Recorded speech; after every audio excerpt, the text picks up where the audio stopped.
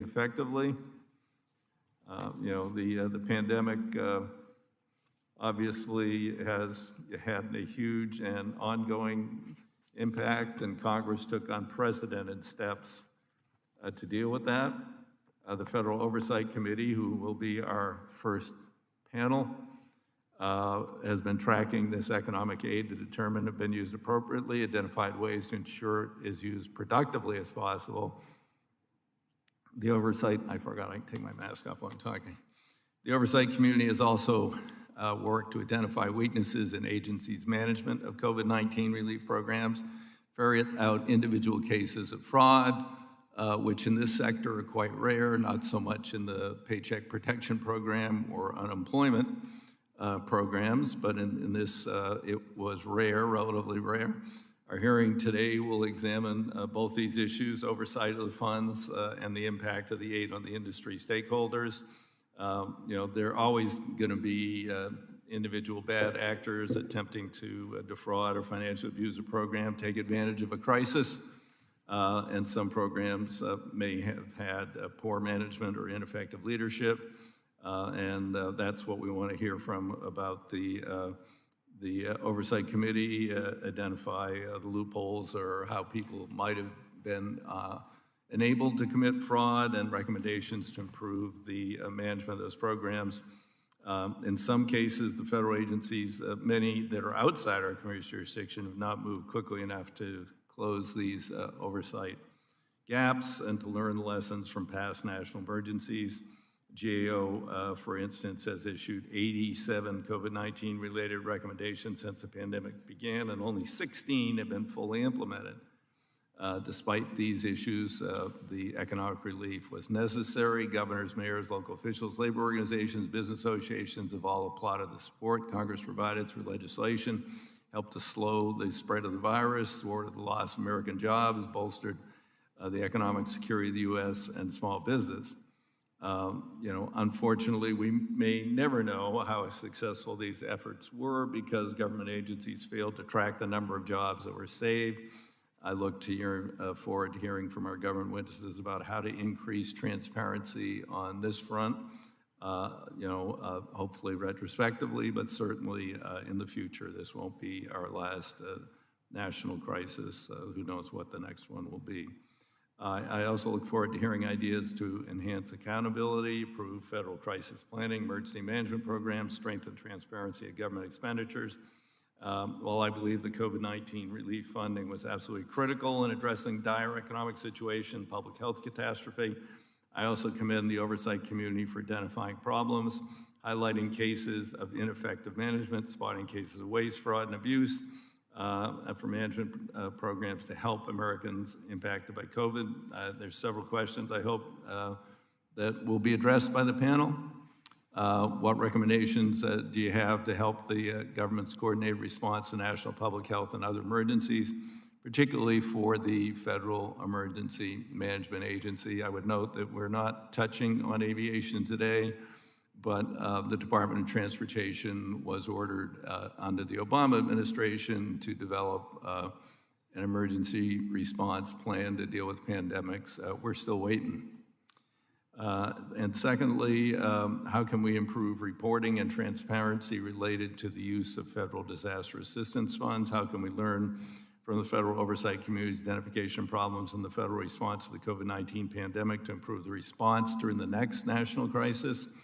And from the standpoint of transportation stakeholders, our second panel, for what worked well in terms of government response, helping them confront the crisis, how we can help support transportation workers and the critical transportation infrastructure we all depend upon in order to mitigate the impact of future national public health emergencies.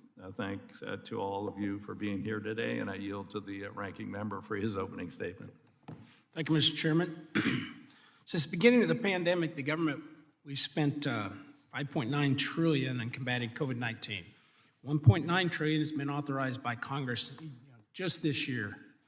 And some of this money was legitimately needed to help us respond and recover from a once-in-a-lifetime pandemic. With it, we were able to do things like Operation Warp Speed, distribute personal protective equipment, or PPE, set up medical clinics, and provide transportation for essential workers. And I'm glad today's hearing is going to focus on oversight and look at how these funds have been used or potentially misused. Unfortunately, a lot of recent funding has been masqueraded as pandemic-related relief. For example, more than $1 billion for Amtrak, school funds for critical race theory, and loads of extraneous green projects. And now the majority wants to add another $3.5 trillion to the tab through its human infrastructure bill, which will be jammed through using the partisan budget reconciliation process. This would be the highest level of funding for any legislative measure in the history of our country, costing the American taxpayers about $50,000 per U.S. household. We can't just casually throw around trillion-dollar figures like we're playing with monopoly money. We have to consider where these astronomical amounts of money are coming from. Unfortunately, it's going to come from the pockets of the taxpayers and the pockets of future taxpayers who haven't even been born yet. The effects of this cumulative, unchecked spending are real, and we're seeing it every day. The price of consumer goods have gone up nearly across the board. Gasoline's up 56%, airfares are up 24%, used cars are up 30% from last year, and even the cost of chicken wings has increased more than 58%. And let's not forget that we still don't know how this virus started despite its high cost. More than 600,000 U.S. lives have been lost, and we're still paying the economic toll of recovery. I look forward to hearing from today's panel on how the spending is impacting our economy and how it's impacting jobs, and whether or not Congress was as targeted as we ought to have been when spending such large sums of money. With that, Mr. Chairman, I'm looking forward to hearing from our witnesses, and I do appreciate the hearing, and I'll yield back the balance of my time. I thank the gentleman for his brevity. I will now turn to our witnesses. We'll be hearing testimony from witnesses, 2 panels, with each panel followed by questions from members. I'd now like to welcome witnesses on our first panel, the Honorable Michael E. Horowitz, Chair, Pandemic Response Accountability Committee, Ms. Heather Cross, Director of Physical Infrastructure Issues, Government Accountability Office, Mr. Chris Curry, Director of Homeland Security, Justice Issues, Government Accountability Office, the Honorable Eric J. Soskin, Inspector General, Department of Transportation, Mr. James Izzard, Assistant Inspector General for Investigations, Department of Homeland Security. Thanks for joining us today. Look forward to your questions. Without objection, the full statements be included in the record. Since your written statement has been made a part of the record, the committee requests that you extract the most relevant points and restrict yourself to 5 minutes. With that, Chairman Horowitz, you're recognized for 5 minutes. Great. Thank you, Mr. Chairman and Ranking Member Graves, members of the committee. Thank you for inviting me to testify at today's important hearing. Congress created the Pandemic Response Accountability Committee, or PRAC, which is comprised of 22 federal inspectors general to oversee more than the $5 trillion in federal pandemic relief spending. And I'm proud to report on our accomplishments to date at today's hearing. PRAC's mission is to work with IGs to help ensure that taxpayer money is used effectively and efficiently, and to address the pandemic-related public health and economic needs that Congress funded, as well as to root out waste, fraud, abuse, and misconduct. Oversight of a program of this magnitude takes a monumental and whole-of-government effort. Our efforts at the PRAC have focused on 3 pillars: transparency, coordinated oversight, and accountability. In order to foster transparency and enable the public to know how its money is being spent, the PRAC established a website, pandemicoversight.gov, and I hope people will go and look at the website. We continually update it with new data sets and spending data, and develop new features to enhance it as a tool for the public. For example, just this month, we updated our data visualizations on the Paycheck Protection Program, and for the first time, we're able to incorporate loan forgiveness data. The website also contains accountability information, including audit and inspection reports from federal IGs, as well as from the Government Accountability Office. We also track recommendations that IGs have made to agencies to help improve the operations of government programs related to the pandemic. I'm particularly pleased to report that as the result of the PRAC's outreach efforts to our state and local oversight partners, Pandemicoversight.gov now includes reports from state, county, and city auditors overseeing pandemic response funds. The website contains over 125 reports so far by these oversight entities, and there'll be more to come, involving unemployment insurance, use of coronavirus relief funds, pandemic preparedness, contract tracing, and more. With regard to our accountability efforts, the PRAC and federal IGs have been performing rigorous independent oversight for 16 months now. To date, these efforts have resulted in the issuance of about 250 oversight reports related to pandemic spending and the government's response to the pandemic. In addition, the PRAC issued an Agile Products Toolkit to assist with oversight efforts and has held a series of public forums and programs to inform the public about our oversight efforts. And just this month, the PRAC announced the creation of a new working group focused on preventing and addressing identity fraud in pandemic response programs. The PRAC Identity Fraud Reduction and Redress Working Group seeks to help reduce identity fraud in government programs and, very importantly, assist victims in recovering what can be devastating impacts from identity fraud. Additionally, the PRAC and the IG community is committed to bringing to justice those who unfortunately seek to defraud and steal from pandemic programs. Earlier this year, the PRAC established a pandemic fraud working group comprised of law enforcement agents from across the IG community, and the work of IG agents has resulted in hundreds of arrests and prosecutions to date, and we have many more ongoing, open, and significant investigations. We're using all of the tools that Congress has given us, civil and criminal authorities, and suspension and debarment, among others, to prevent and detect wrongdoing. One of the most important tools that has enabled us to effectively identify and prevent misconduct is data analytics. That's why the PRAC is excited about the development of our Pandemic Analytics Center of Excellence, or PACE. And I look forward to talking about this at today's hearing. The PACE will allow the IG community to conduct data analysis and visualization of all pandemic response funds, provide fraud fighting tools to the IG community, enable the broad sharing of data and leading practices among IGs, and assist investigations and audits with expanded data for open source investigative intelligence.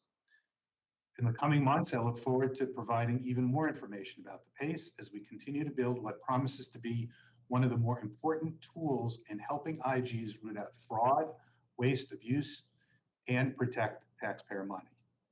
Thank you again for your continued strong support of the IG community. The extraordinary team at the PRAC and the entire IG community is committed to advancing transparency and accountability through our independent oversight efforts. That concludes my remarks, and I'd be pleased to answer any questions the committee may have. Thank you. Would now move to Ms. Heather Kraus, Director of Physical Infrastructure Issues, Government Accountability Office. Chairman DeFazio, Ranking Member Graves, and members of the committee, thank you for the opportunity to discuss our work on the federal government's response to and recovery from the COVID-19 pandemic. While COVID-19 cases remain significantly lower than the peak in January 2021, the recent increases in cases illustrate the risk of known and emerging variants and the associated public health and economic challenges. The CARES Act and other COVID relief laws included billions in funding to provide disaster assistance to state, local, tribal, and territorial governments and financial relief to the transportation industry. FEMA, DOT, and the Department of the Treasury undertook additional responsibilities and in some cases set up new programs to distribute these funds. Our testimony today is based on our work examining these efforts and focuses on one, the status of select relief programs administered by FEMA, DOT, and Treasury, and two, lessons learned and actions to improve the federal response.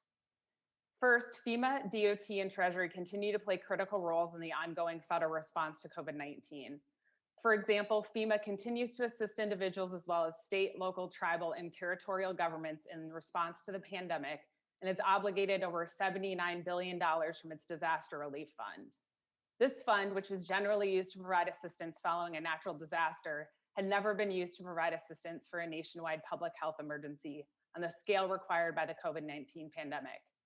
FEMA's efforts have included providing assistance to individuals for lost wages, crisis counseling, and funerals, and reimbursing states, territories, and tribes for pandemic-related costs, such as for testing supplies, personal protective equipment, National Guard activities, and vaccine distribution. DOT and Treasury continue to make available the approximately $200 billion in financial assistance to the transportation sector, including to air carriers, airports, motor coach and school bus operators, Amtrak, and transit agencies. According to transportation industry representatives we have spoken with, this assistance has been critical during a period of sharp declines in travel demand and uncertainty about the pace and nature of the recovery, and enabled recipients to avoid layoffs, maintain service, and ramp up operations as demand for their service improves. As the federal government's response and recovery efforts continue, we identified key lessons and additional actions FEMA and DOT can take to help improve these efforts and prepare for future public health emergencies. For example, we found that clearly established and defined roles and responsibilities among federal agencies is important for an effective federal response. The COVID-19 pandemic highlighted once again the need for a national aviation preparedness plan to coordinate aviation and public health sector efforts and ensure safeguards are in place to limit the spread of communicable disease threats from abroad while minimizing any unnecessary disruptions with travel and trade. We recommended that DOT work with the federal partners to develop such a plan. However, DOT maintains that Departments of Health and Human Services and Homeland Security should lead that effort. Without such a plan, the U.S. may not be as prepared to minimize and quickly respond to future communicable disease events. In addition, federal agencies' efforts to effectively collect and analyze data are key to making critical decisions on program operations. For example, FEMA faced challenges collecting and analyzing data on requests for supplies, such as personal protective equipment made through the federal government. We recommended that DOT develop an interim solution to help states track the status of their supply requests and plan for supply needs, which it has not yet taken steps to address. Until FEMA develops a solution, states, tribes, and territories may continue to face challenges that hamper the effectiveness of their COVID-19 response. In closing, the size and scope of the federal government's response efforts, from distributing funding to implementing new programs, demand strong accountability and oversight. It is critical for agencies to implement our recommendations to help improve the government's ongoing efforts, as well as prepare for future public health emergencies. We will continue to monitor the implementation of these programs and our recommendations as part of our ongoing oversight efforts. This concludes our statement. We look forward to answering your questions.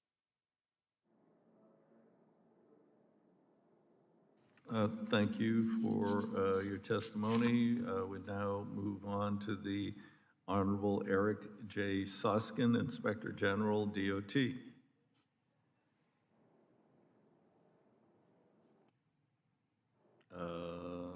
Chairman DeFazio, Ranking Member Graves, and members of the committee. Thank you for inviting me today to discuss DOT's response to the challenges created by the COVID-19 pandemic. As you know, COVID-19's impact on the transportation industry has seriously affected jobs, businesses, and the lives of most Americans. DOT is committed to the safety and efficiency of our transportation system, and DOT agencies have moved quickly to release the more than $106 billion that Congress provided to DOT to help workers, families, and businesses deal with the pandemic. However, the large volume of funds makes it critical for DOT to enforce internal controls to prevent fraud, waste, and abuse. Today, I will focus on the 5 risk areas my office has identified to help DOT effectively steward its COVID relief funds. Those are airport grants management, surface transportation oversight, contract and grant execution, financial management systems, and prevention of fraud, waste, and abuse. As to the first risk area, FAA must make effective use of the $20 billion in COVID relief funds it received for American airports. We've recommended stronger controls over grantee reimbursements and a risk-based approach for detecting fraud, waste, and abuse. To its credit, FAA has begun assigning appropriate risk levels to grantees and adjusting its oversight accordingly. FAA will also benefit from enforcing existing policies to verify grant spending and check cost increases. A focus on controlling costs is critical, given the 100% federal share the CARES Act provides for approved projects. Second, DOT's surface agencies must adapt their oversight to mitigate risks. These agencies received most of DOT's COVID relief funds, about $83 billion, and the volume also presents operational challenges. FTA and FRA, for example, received much more for some programs they oversee than in a typical year. While FTA quickly allocated these funds, transit agencies may take years to actually expend the grants, time during which the specific recipients and purposes can change. FTA must therefore ensure that it correctly awards funds and tracks them over time. FRA faces similar challenges with monitoring the $3.7 billion in supplemental funding Congress provided for Amtrak through FRA. At the same time, agencies must contend with the pandemic's operational impact and increased program risks. For example, FTA postponed its in-person oversight reviews in 2020, but has since resumed them and now plans additional oversight reviews for COVID funding recipients this year. The third risk area for DOT is better managing contracts and grants. This is key given the massive influx of COVID funds, in addition to its already substantial annual funding for contracts and grants. It will be critical for DOT to address weaknesses our prior work has found. Specifically, DOT must, one, foster competition and obtain reasonable pricing for services and programs. Two, ensure that contractors and grantees expend funds to achieve desired outcomes. And three, have sufficient numbers of adequately trained and supervised personnel to ensure compliance with federal requirements. Fourth, DOT must maintain the integrity of its multiple financial management systems, particularly given the recent increase in cyber attacks on federal and private sector information systems. DOT must likewise maintain its vigilance on efforts to prevent improper payments, as the drastic increase in disbursements and transactions could make compliance with federal requirements more difficult. Finally, we are increasing our outreach to transportation agencies as COVID relief funds are susceptible to fraud, waste, and abuse. Early detection and intervention will be critical, and it will be important for DOT agencies to use high-quality tracking and monitoring procedures. We are working to inform DOT staff and grantees about red flag indicators of fraud and how to report that fraud, as well as tracking and monitoring information. We are committed to using our audits and investigations to help maximize the department's COVID funding and to help it meet its mission. And we will keep the committee apprised of our work. This concludes my prepared statement. I'll be happy to answer any questions that you, Mr. Chairman, or other members of the committee may have. Thank you. Okay, I thank the gentleman.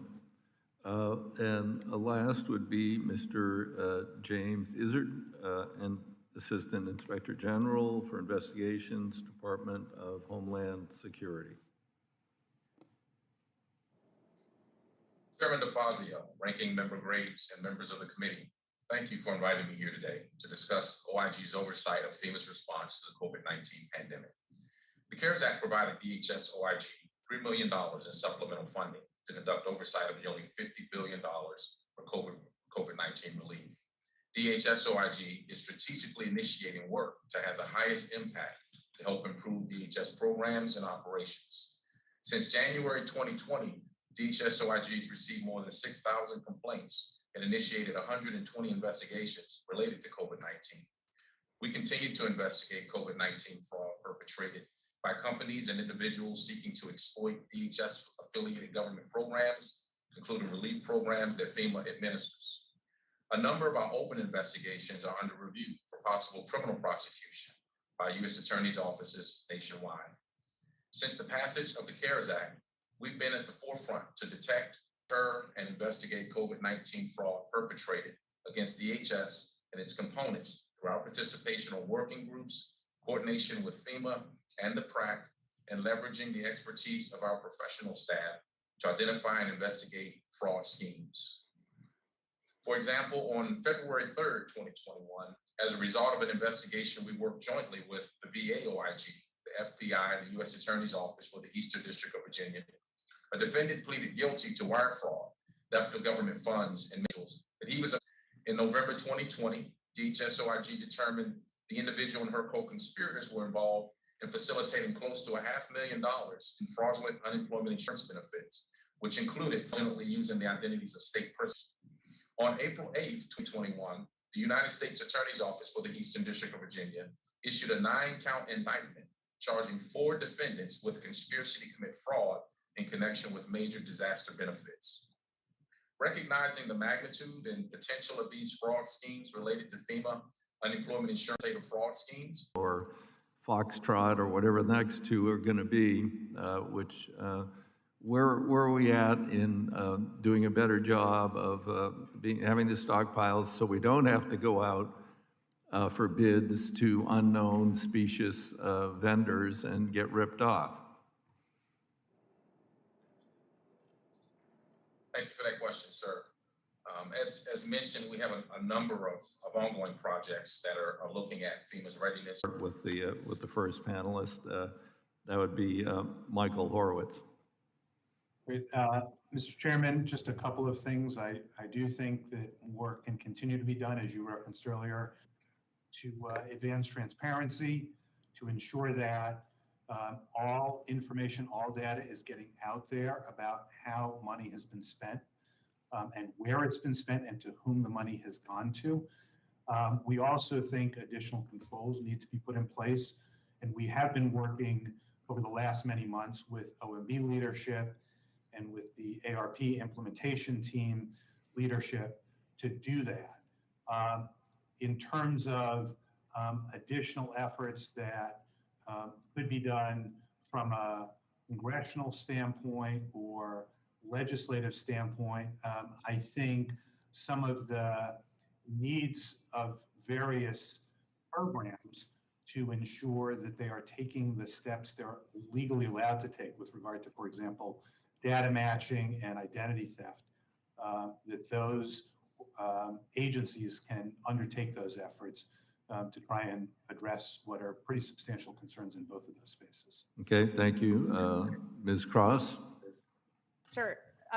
Yeah, I would say there's a mix of things that both can be done when you're setting up programs in the future, as well as things that can still be handled on an ongoing basis as we continue to respond.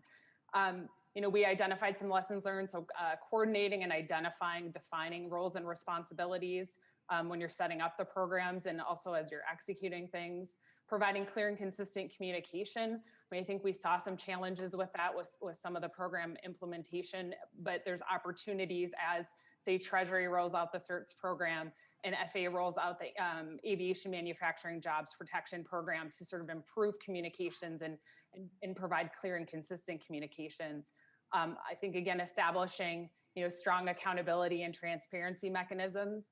That's things that I think as you heard from the panel today, a lot of us are continuing to look at and audit and oversee as agencies begin to set those up. Okay, thank you. And then Mr. Izzard. Thank you, sir, for the question. I would echo the comments of my fellow panel members, except just to add again to really highlight what we believe is important is accountability and transparency in the programs and processes. From an oversight perspective, we continue to allow our existing work to inform our future work. So as we continue to learn more things in our existing work, I think that will help to tell us where we go next. As well as maintaining collaboration with FEMA. We do currently have collaborative efforts with FEMA within the lanes of our mission space to ensure that they're able to detect fraud and understand what types of things that we need to look for in their programs. So that's, I think, how we would answer that from the DHS OIG perspective. Okay, thank you. My time's expired. Okay. Recognize Representative Webster for 5 minutes.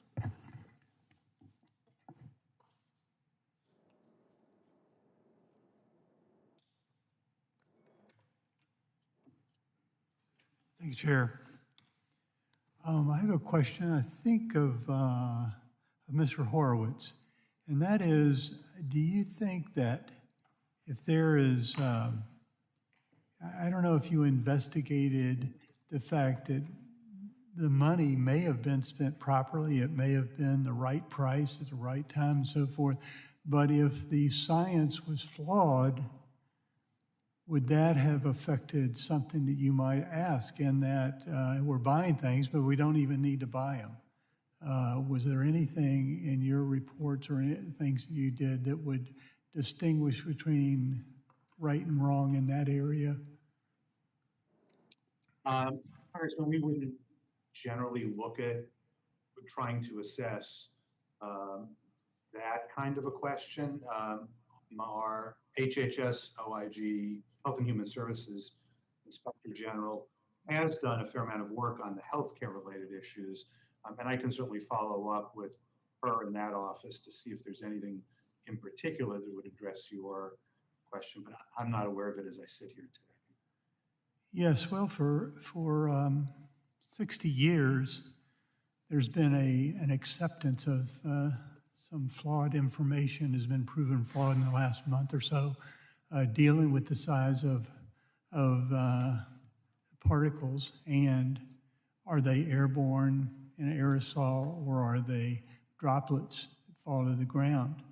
So there were literally millions of these bought by who knows who, everybody. And there was a bunch of dots that are on the ground. Some of them are still out there to keep 5-6 feet distance between other people. All of that, basically, if this disease was carried from air particles, would be flawed in that we would have spent millions, maybe billions of dollars on things that really didn't do any good. And it's been proven in this report that came out a couple of weeks ago from Leslie Marr, who's an aerosol scientist at Virginia Tech, but also is one of the few people in the world who also study infectious diseases. So in the end, we ended up buying things that may have been the right price, we just didn't need them. And I just wondered if there's, I mean, that may be just as fraudulent as charging too much for some sanitizer.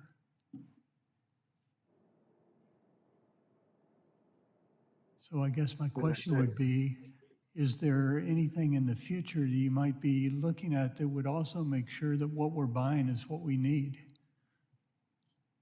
Well, I'll say, Congressman, as a IG community, we do look at questions about whether what's been purchased is consistent with what's needed. Obviously, over time, as information's learned and issues come up, that could evolve. But it is certainly something that we would look at in the context of what's been purchased generally. And I'll just say, in terms of the website, pandemicoversight.gov, that is, we are trying to put out there so that the public can see how money has been used and where it's been used. Much of what we do as inspectors general is to get information out to the public so that they can assess how that spending has occurred.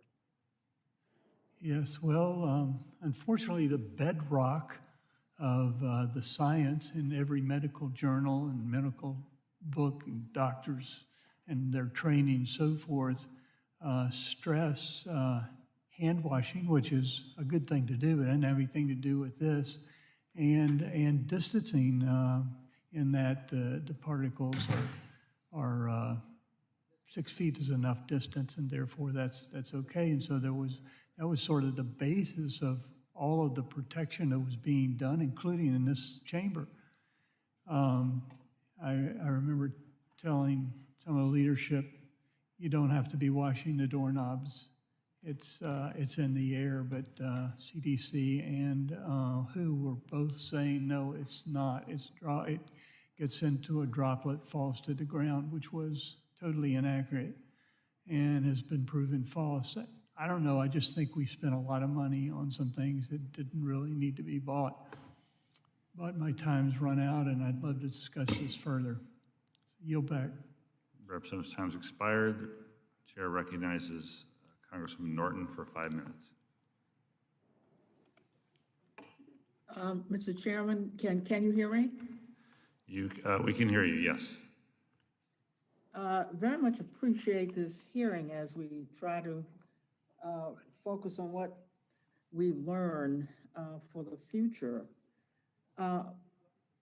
My first question is for Inspector General Soskin. The district is Amtrak's hub, so I'm particularly interested that Congress provided almost $4 billion in supplemental appropriations for Amtrak in response to COVID-19. Earlier this summer, you did an audit report on the Federal Railroad Administration's program of oversight of Amtrak's use of federal funding. Your report found a range of problems at FRA: incomplete policies to assess Amtrak's adherence to programs, et cetera. You made several recommendations to FRA to improve its oversight. Can you describe FRA's response to your office's findings and the specific steps it plans to take to implement your recommendations? Yes, Representative Norton, I can. That audit report on FRA's oversight of Amtrak grant spending recognized in it its likely application and the application of those recommendations to the future spending through CARES Act and other coronavirus relief funds that actually exceed the amount of grant funding that FRA typically administers for Amtrak. And we made several recommendations, which FRA has accepted and is in the process of implementing, I believe, with target dates for closure later in 2021.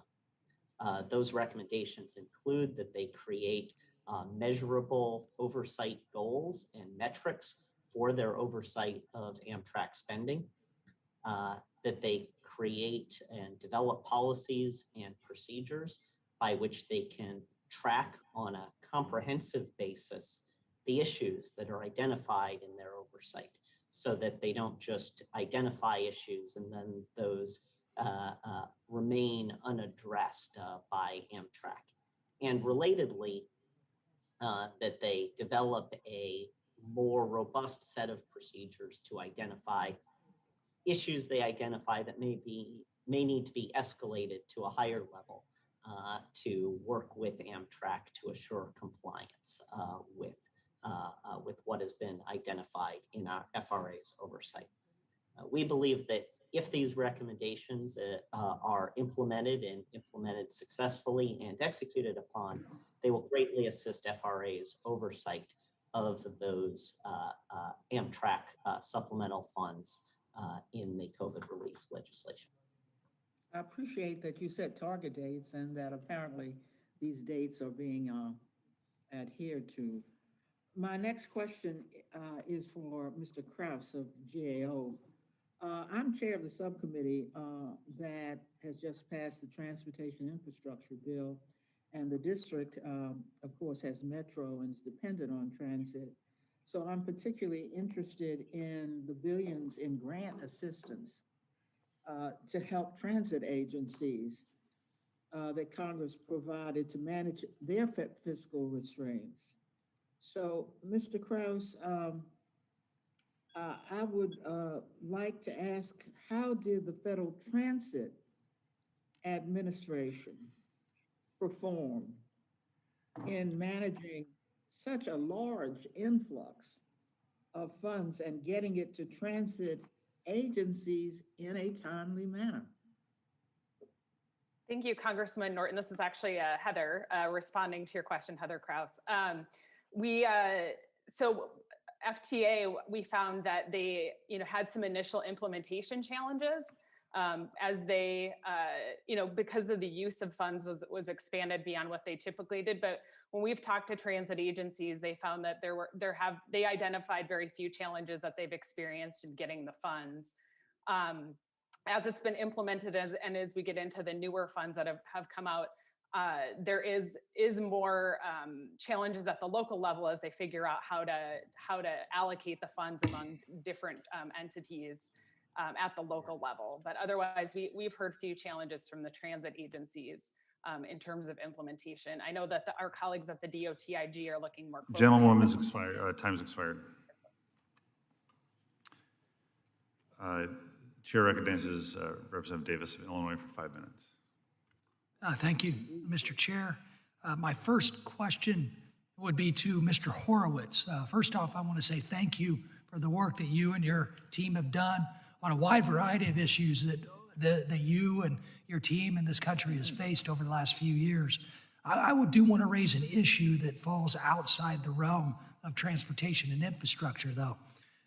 But you raised it in your testimony, and that's because it affects many of my constituents, including me. And it's the issue of unemployment insurance fraud. Does your committee have data on how many individuals were victims of identity theft during the pandemic as it relates to attempts to defraud the unemployment insurance system? And how much money has the federal government been defrauded?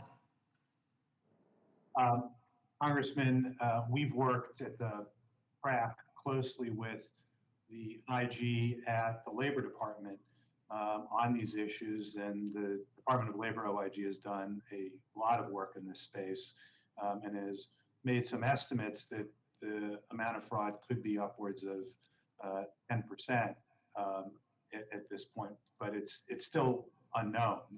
I should emphasize, as we're investigating and looking at these issues.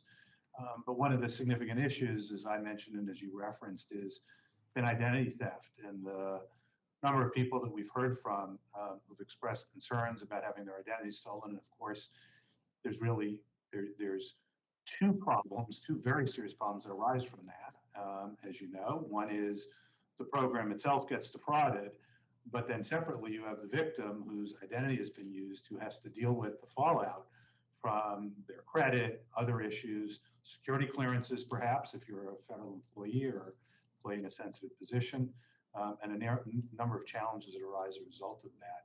And that's why we set up the identity fraud working group that we did to try and tackle that problem. Well, thank you, Mr. Horowitz. As I mentioned, I was a victim myself in my home state of Illinois. And after going through that ordeal, we tried to make sure that all of our constituents who were affected knew the right steps to take to protect themselves and protect their families and their own identity.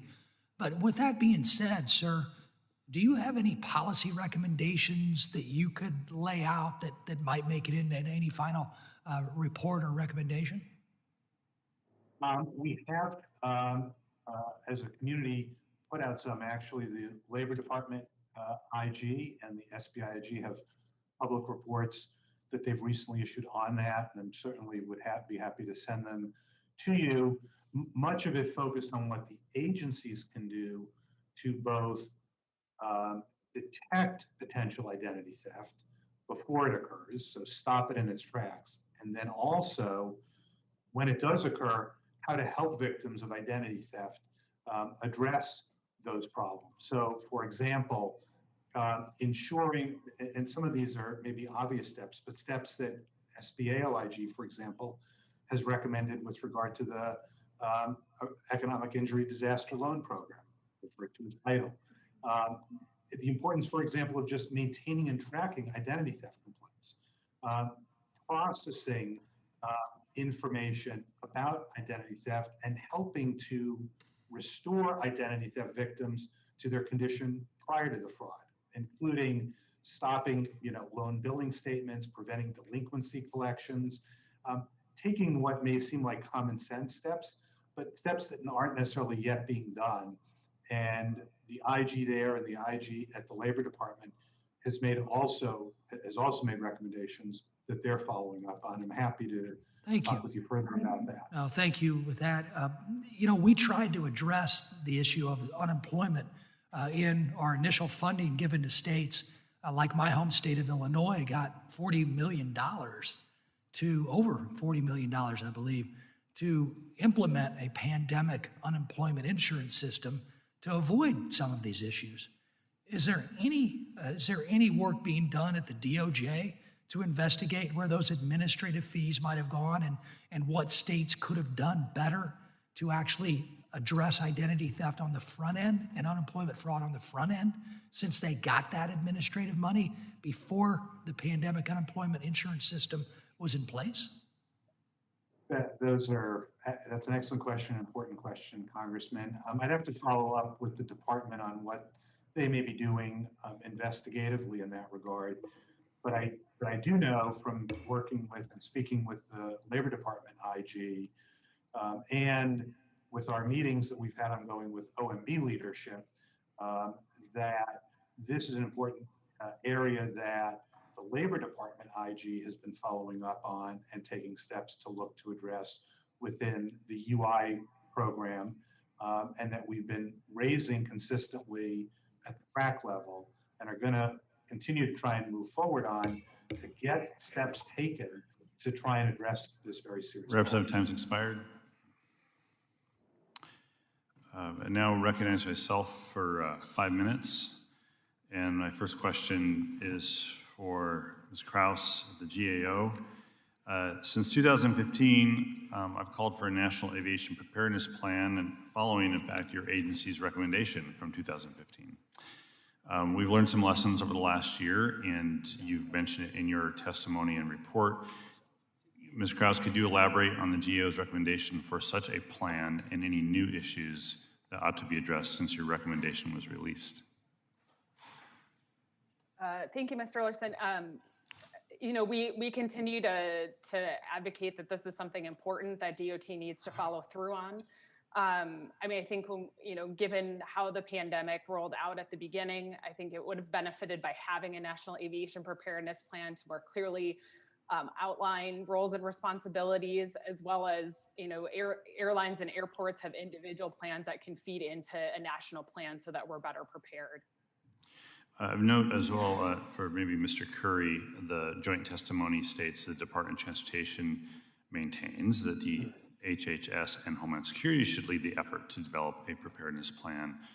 Are those agencies in a position to work with DOT in developing a plan?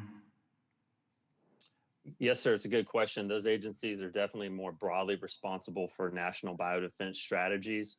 And so they should include those types of agencies and work with them. But I totally agree that in the space of the aviation environment, the Department of Transportation would be the one expected to take the lead on something like that, working with their industry. The DHS and HHS just have too much to do across the board to focus in on every single industry. Yeah, thanks. I think what we saw, though, upon the announcement that basically U.S. citizens had to get back to the U.S. and were given very few days to do that, I think that was in February or March, clearly DHS has a role as Americans flooded immigration turnstiles throughout the country. So with this apparent conflict of agencies saying it's not our job, it's their job, it's not our job, it's their job, is there a different agency? Does the NSC, National Security Council, need to get heads together to make this happen? How do we get past the gridlock of finger pointing at the bureaucracies? Have you thought through that, either Mr. Curry or Ms. Kraus? This is Chris Curry. I can take that. Absolutely. So what we have been recommending for years and what's being done right now is there has been a national biodefense strategy even well before the pandemic that is supposed to work across the entire federal government. And the aviation pandemic plan would just be a piece of that, a sub piece of that within the industry. So it is pretty well spelled out who's responsible at the highest level. HHS and DHS have that broad authority to develop the strategy and work with the White House and NSC, as you said. But as I mentioned, I totally agree with Ms. Kraus that the Department of Transportation would have the lead in working specifically with their industry. That's great. Thank you both very much. And just a reminder to members, I have a bill to direct the DOT to develop a national aviation preparedness plan, and we welcome co-sponsors on that bill.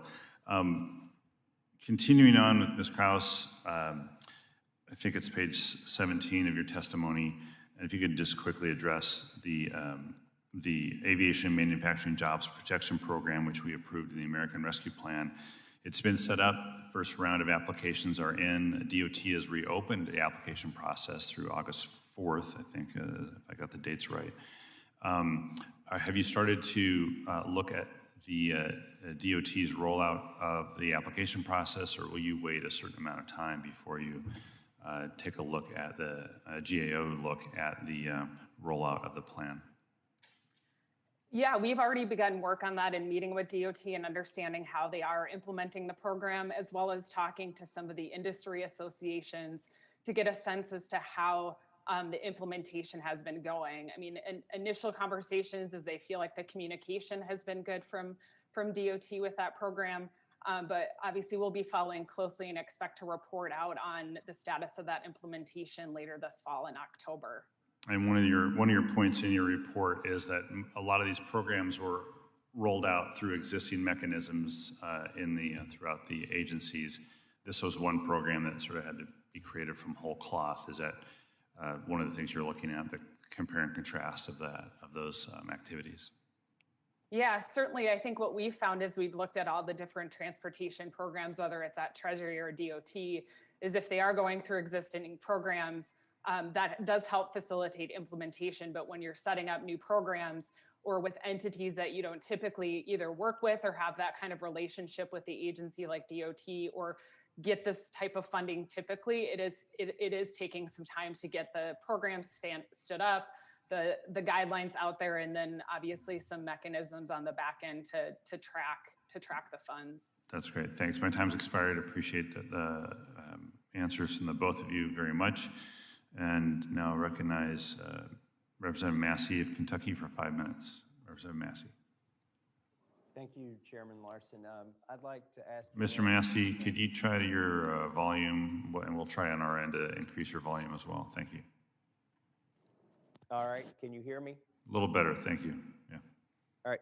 I'd like to ask unanimous consent to submit to the record 2 articles from NPR. The first one is from August 5th, titled "Foreign Workers Living Overseas Mistakenly Received $1,200 U.S. Stimulus Checks." And the second article is "IRS Says Its Own Error Sent $1,200 Stimulus Checks to Non-Americans Overseas." Without objection. Mr. Horowitz, I want to focus on these stimulus checks that were sent overseas to folks that weren't American citizens. These articles were from last year, but disturbingly, not only were the $1,200 checks sent, I'm aware of a situation where somebody who hasn't even worked in the United States since the 1970s received not just the $1,200 check, but the $600 check and the $1,400 check. This individual does not file a U.S. tax return. And so there was no way to know whether the individual even met the constraints or requirements on income in order to receive these checks. Can you tell me what the IG's office has done to investigate these?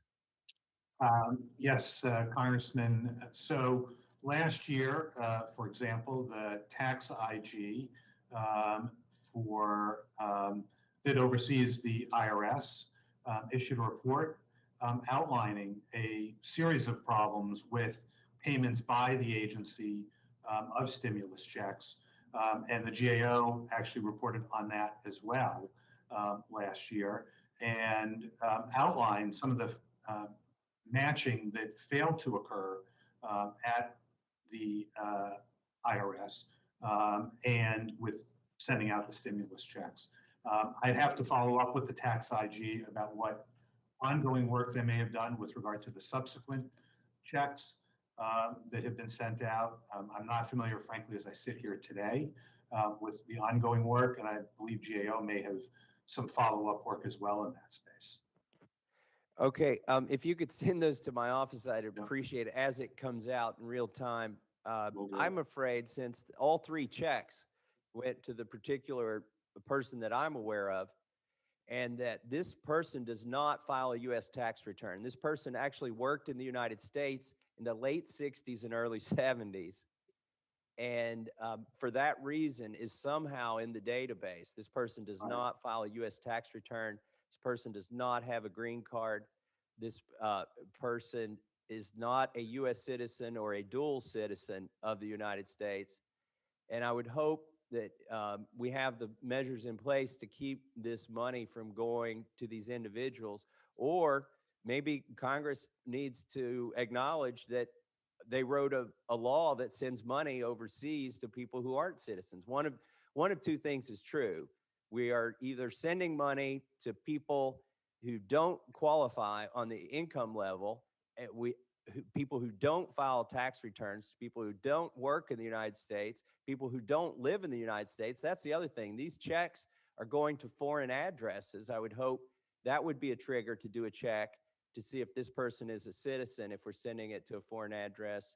Maybe we should check to see if they filed a tax return. I know people didn't get, U.S. citizens who didn't get checks. Some still haven't gotten their checks, who are U.S. citizens, and it had something to do with their tax return. Yet this didn't keep people who are foreign nationals from getting these checks, who don't file tax returns, haven't filed tax returns in at least 40 years. So I hope, we'll keep a check on that. And I don't want to take any more of your time. And I appreciate you looking into it. And I'll yield back the balance of my time. Thank you. Thank you. Representative Napolitano. Thank you, Mr. Chair. Ms. Kraus and Mr. Soskin, I want to follow up on Representative Norton's question regarding assistance to transit agencies. Mr. Kraus, Ms. Kraus, you mentioned problems cities are having. Can you expand on that? Can you tell us what those problems you mentioned? What I was getting at is more the time that it takes at the local level to determine how to distribute the funds when you're at the urbanized area and the funds are down at that level. There is some discussions at the local level as to how to dedicate those funds to the different and often multiple providers that are at the local level. So that's what's playing out in terms of some of the transit funding now. Is there any other problems in that? No, as I said before, I think when we've talked to transit agencies, largely implementation has gone, they found few challenges with implementation of the program from FTA. Thank you. Mr. Soskin, Ms. Krause mentioned you would be able to expand on the issues of assistance of transit agencies. Can you please explain your work and findings on assistance of transit agencies? Absolutely, Congresswoman Napolitano. We have two audits planned on Federal Transit Administration relief funding oversight. It's a sort of a two-phase audit, one of which will be the design of the FTA's controls for requirements and oversight risks during the awarding and life cycle of the grants that they're providing to transit agencies. And the second phase or second audit will be a look at the implementation of their controls. In the Relief Funding Management Challenges report that we identified for the Department of Transportation last year, we also recognized several of the other oversight challenges and challenges that transit agencies will face with these funds. One is that there's an interesting hybrid here of providing funds through an existing program, but providing them for new purposes in terms of the operating expenses and the 100% federal share of those operating expenses. And we look forward in our work to examining how the oversight and how the expenditures work, given that new purpose within an existing program. And the other challenge we highlight is monitoring funding and FTA's past reliance in many cases on either self-certifications by transit agencies of their compliance with eligibility and funding conditions as well as the reliance on oversight contractors, oversight support personnel who can be contractors, who of course are a valuable and important resource when the spigot of funds opens suddenly, as it has with pandemic relief funding and as it has with hurricane relief funding in the past with the ARA funding a decade ago. But ensuring that those support personnel are properly trained, that they're familiar with the federal oversight restrictions, and that they have methods to ensure that attention is brought to their recommendations and issues they identify will be critical. Well, one of the major transit agencies indicated that they were having problems securing the PPEs. Can you tell me why? I'm not familiar with the details of that issue of securing PPEs. I'm not sure if we have done work in that area, but my staff and I would be happy to follow up with you about that question and work with the department to try and get you a specific and accurate response.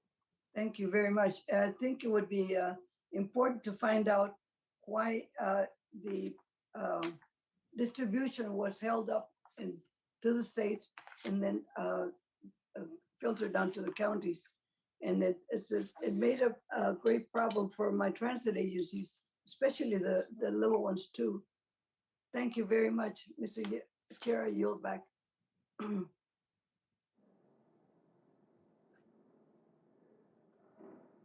Representative LaMalfa. Thank you, Mr. Chairman. I did want to touch on the issue on commercial aircraft and the mask wearing issue with COVID. And I want to address this to Mr. Soskin.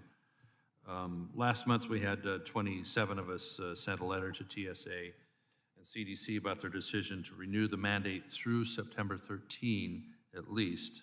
I'm not even sure when they're going to review the length of time, but we asked them to review the policy and remove or modify it for passenger commercial aircraft. What we're getting is reports of 75% of the unruly passengers, reports this year, because of the mask situation. I think we've all seen the videos of people getting pretty roughed up there if their 2-year-old doesn't have the mask on or it's not on the right way, and this is while people are on the plane that are not even wearing theirs correctly with the enforcement or what have you. So we know that the aircraft themselves have extremely efficient filters that do a good job through the HEPA filters of circulating the air through the aircraft and cleaning it. So the situation is such that people are getting extremely frustrated, and that we're asking TSA and CDC to look at this sooner rather than after the complete summer season is over with. So what was the consideration for the social effects for people that are on passenger planes and the interaction this would cause with passengers and flight personnel on the aircraft? Has that been considered by DOT at all? Are you aware of, Mr. Soskin? Representative LaMalfa, first let me express that we take extremely seriously the issue of unruly passengers on aircraft and the potential impact on aviation safety. Our criminal jurisdiction here overlaps with the FBI's, and it's important to note that FAA has instituted a zero tolerance policy and can pursue civil penalties, including increasingly more significant fines for unruly passengers as they work to keep the onboard environment safe. We haven't done any work at this time in looking at the mask policy specifically. As you know, it's an evolving public health environment. We saw the new CDC guidance and OMB guidance, as well as that from the I understand the congressional doctors over the last few days regarding masking in non-aviation environments.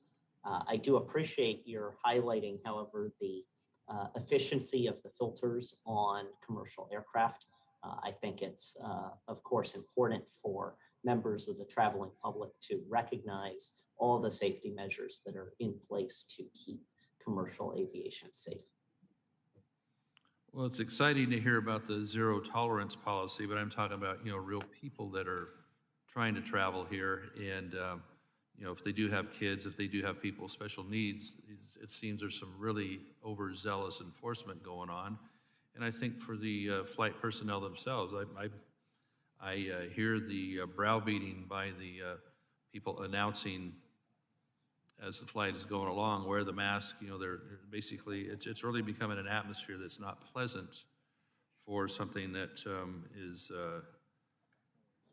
been on the wane here lately for, the mask mandates. Now we're going back and forth on mask mandates in this very body here, that a lot of politics being played around it, as you might be hearing, that on one side of the building in the House, it's a strong mandate, and on the Senate side, it doesn't seem to be as big of a problem. So somewhere in the rotunda, there's a transition, how big the threat is. But I think we need to take a really good look at how this is affecting the morale of passengers as flights are picking up once again, people with special needs, people with small children, and just the general attitude. It's not helping the airlines, it's not helping those personnel to have to be these hardcore enforcers on that. So is that something that you see there being an issue, Mr. Soskin?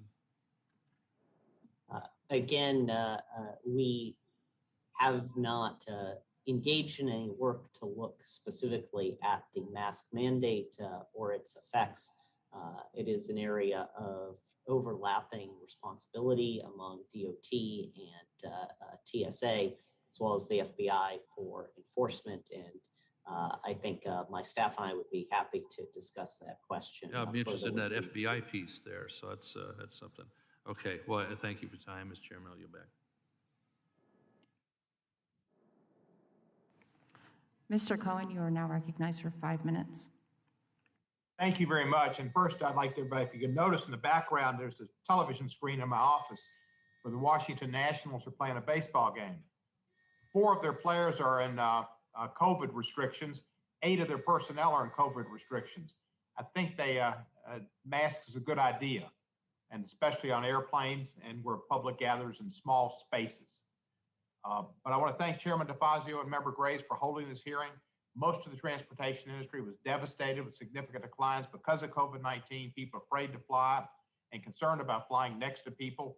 And even with masks, it's still somewhat concerning. We resuscitated the industry with lots of aid, but some of it was far from perfect in how it was delivered. One issue I worked on extensively was the disproportionate share of CARES Act grants that were awarded to certain smaller, less trafficked airports at the expense of our major commercial hub airports who service most of the public and do most of the work and need most of the money, including Memphis, which is the world's largest cargo airport in the world. These award amounts were based on a formula developed by the Senate and the Federal Aviation Administration that produced massive windfalls for certain small airports. As many as 31 airports received grants for at least 4 years worth of operating expenses and over and above. So they would have had 4 years worth of operating expenses without any monies that they would otherwise have received.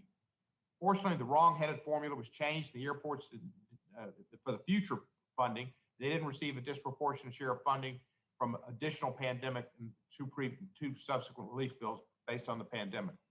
Nevertheless, the amounts that were awarded at certain airports under the CARES Act were far more than needed or were fair. Mr. Soskin, can you tell me why the formula was written this way in the first place, and what your office is doing to monitor the smaller airports and their use of that money and to see to it that it's properly spent in accordance with FAA grant requirements?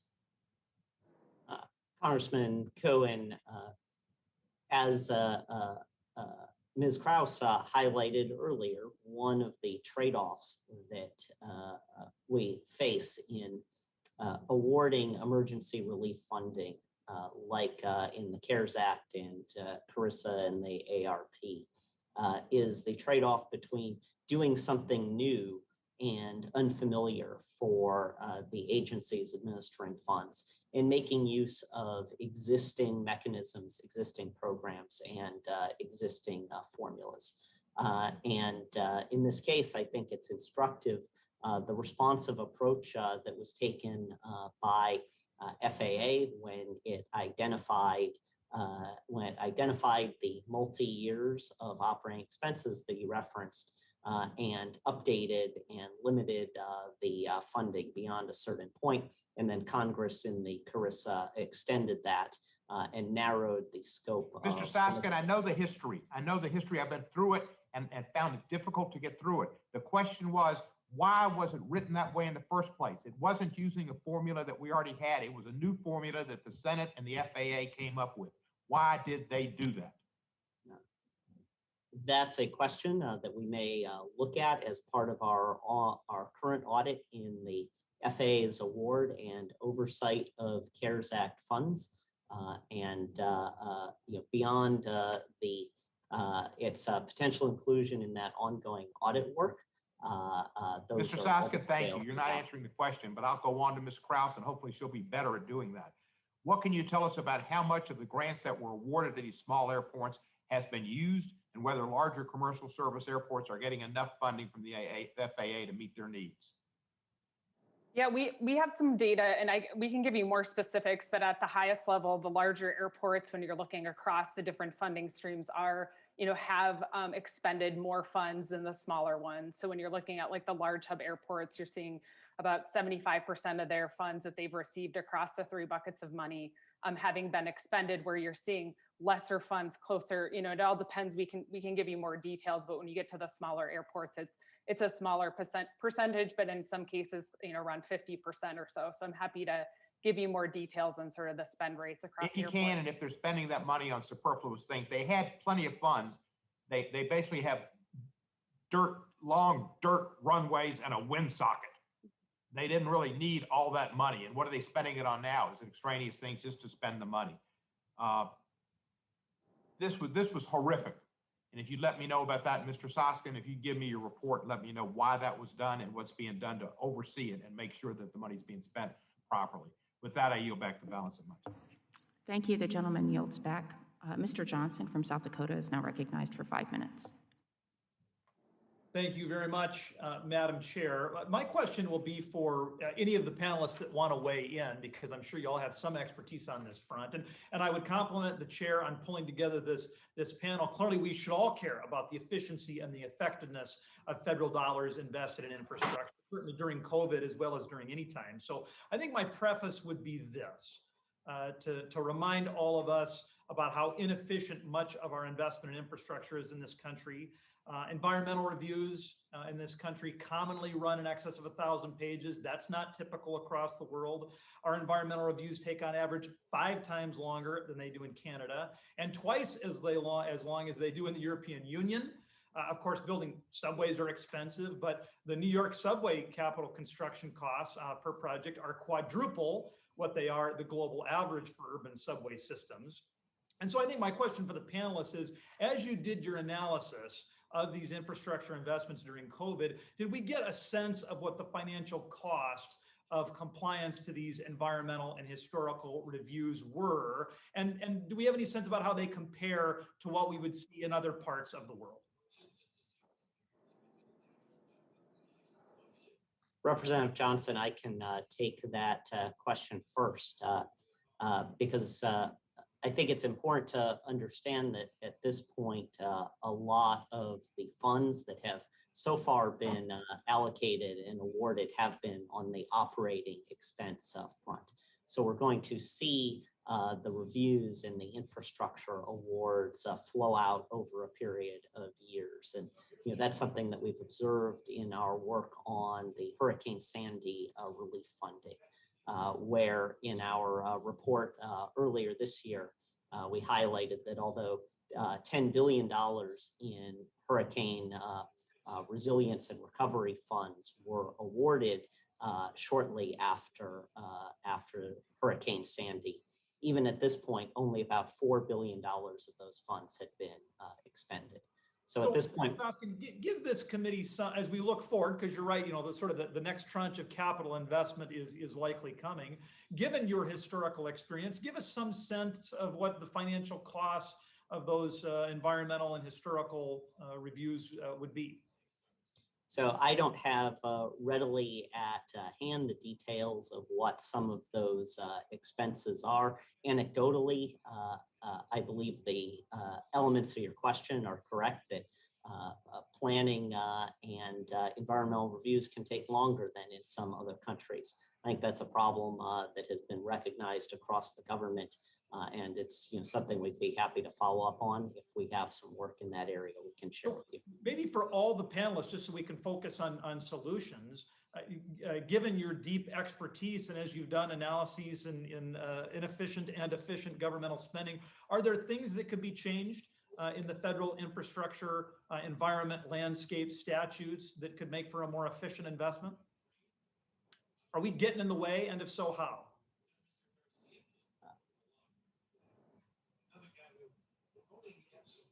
I can jump in. This is Heather.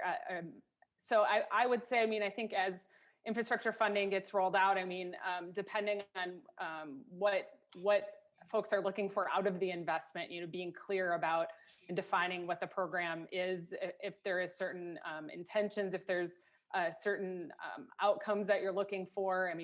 Really being clear on what you want the outcomes to be and sort of how thinking about how to measure that, I think upfront is really important. Thank you very much. Anybody else? Mr. I'll Soskin? jump in, sir. Yeah, I'll jump in. This is Yeah, Chris thank Curry from GAO. So I do a lot of our work on disaster response and recovery, multi-billion-dollar recovery programs, which, though for disasters, go to rebuild infrastructure. And the issue you talked about of EHP reviews, or whether it's engineering reviews or whatever it might be, has been a huge challenge in these infrastructure programs. Another thing that I wanted to point out, though, it's not just within individual grants or programs. There are so many different funding streams from different agencies, that all of which often have different requirements and different timeframes. So one of the things we hear from state and locals is, I may have to do an EHP review for FEMA projects and do a separate one for HUD, and then do a separate one for FTA and do a separate one for Federal Highway. I think that's something that could be looked at in this area as well. Oh, thank you very much. That's an excellent tactical suggestion, Mr. Curry. And for any of the other experts, if you have other suggestions, I'm out of time, but I'd love to have any comments from you, and we'll work together, I'm sure, on the committee in a bipartisan way to try to make these investments even more efficient. And with that, I would yield back. Thank you. Thank you. The gentleman yields back. The chair now recognizes Mr. Johnson from Georgia for 5 minutes. Thank you, Madam Chair, for holding this hearing, and thank you to the witnesses for your time and your testimony. $5.9 trillion is a significant sum of money, a lifeline for hardworking Americans, and the sum total of relief and job protection measures provided in the CARES Act. Last year, Congress acted decisively during a once-in-a-century pandemic, but our work is far from done. We're obligated to ensure that relief aid arrived to the folks who needed it most, especially Black Americans, communities of color, and low-income groups, already in poorer health due to being without health care coverage. Communities of color were the essential workers who disproportionately bore the brunt of sickness, hospitalization, and death due to COVID-19, and who were exposed throughout the pandemic while enabling us to work from home. They are the people who have too often been underserved and unserved by the federal government. Mr. Izard, your office has found FEMA's management of disaster relief grants and funds to be inadequate. You reported last year that improving FEMA's management of these grants would be one of DHS's top challenges in responding to the COVID-19 pandemic. What is the impact of these deficiencies on FEMA's ability to get disaster relief grants to communities of color and Black Americans? Thank you for the question, sir. As you rightly stated, we've done a lot of work in this area, and we have ongoing work now. One particular audit that was done, and I will just say that I am much more tuned to our criminal investigative work, but have some general visibility on our audit work. And one particular audit that was done looked at FEMA strengthening its responsibility determination process to ensure that contracts are granted properly in the right place at the right time. That audit actually was awarded and then canceled 22 contracts valued at about $184 million. So we were able to identify as a part of that audit that there were deficiencies that FEMA had in not providing guidance to the contracting personnel. And we provided a recommendation to them as well in order to fix that. Also, looking at— Let me ask you this. Has FEMA made any improvements in helping the underserved and underrepresented since your report was released? Well, we do have other projects ongoing now that speak to equity. And one in particular that is going on now is we're looking at some work that will actually deal with equity and how things are handled. We're planning work that's related to that. So that's ongoing. And so we would hope to have an answer for you more specifically here in the near future. But we'll take that as a get back because we believe that's very important work.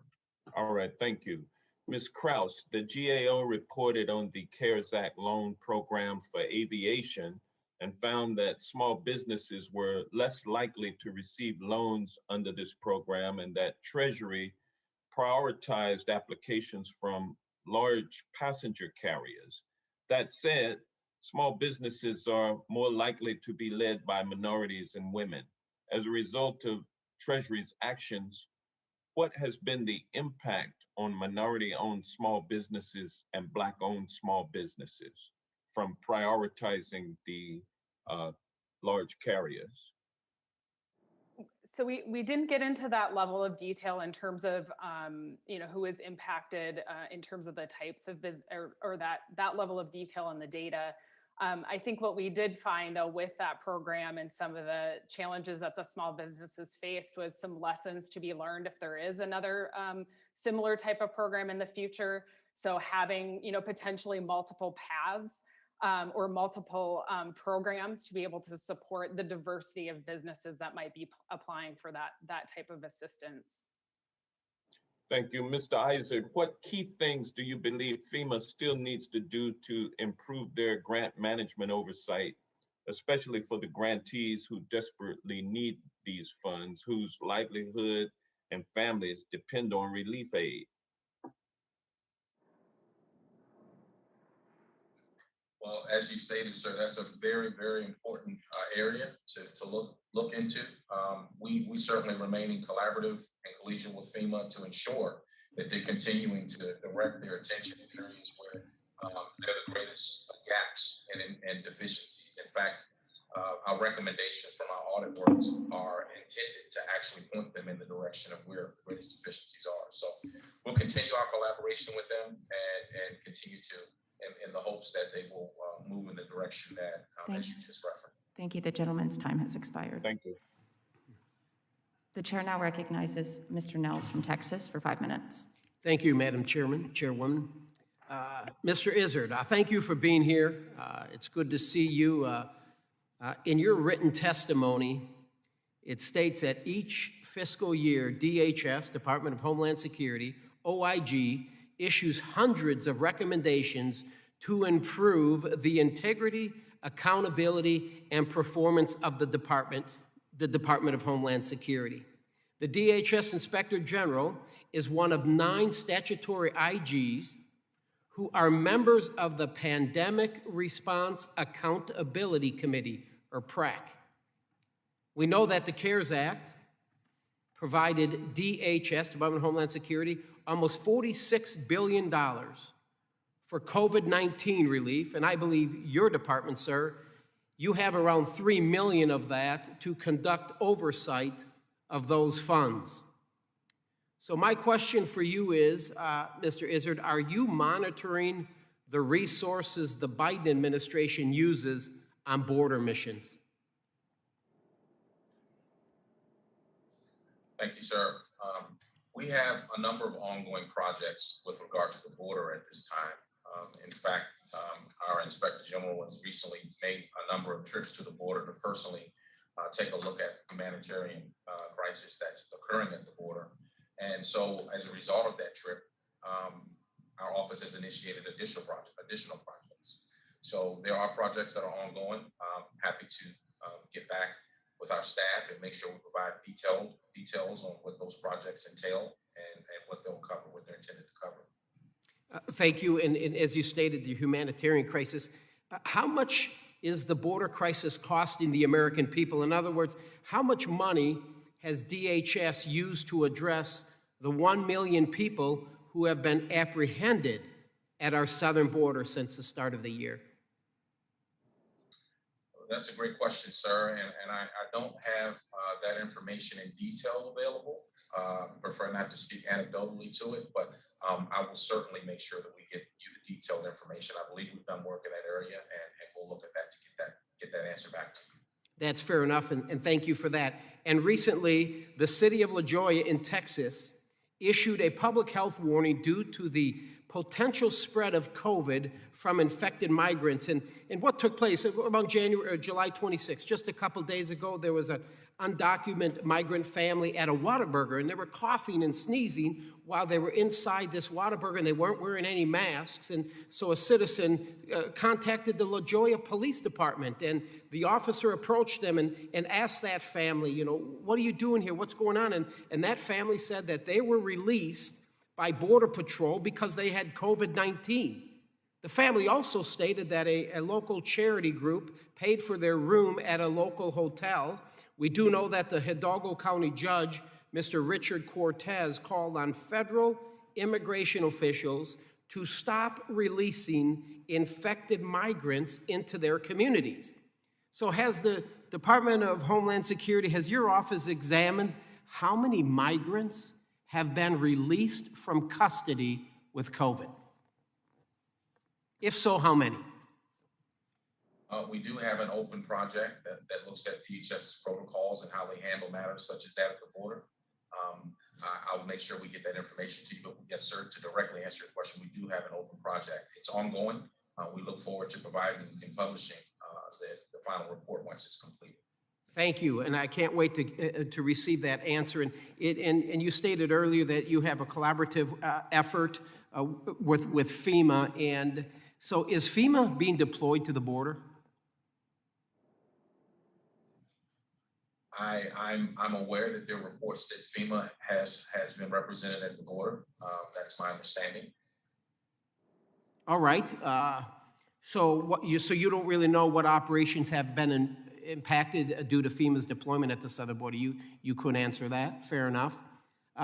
Is FEMA spread too thin, sir? And the reason I ask that is, will FEMA be able to respond as hurricane season bears down on the Gulf Coast? I represent Southwest Houston, Southwest Texas, and hurricane season is coming. Will FEMA be able to handle that with the responsibility that I believe they also have at the southern border? Well, I certainly understand that question, sir, and I appreciate it.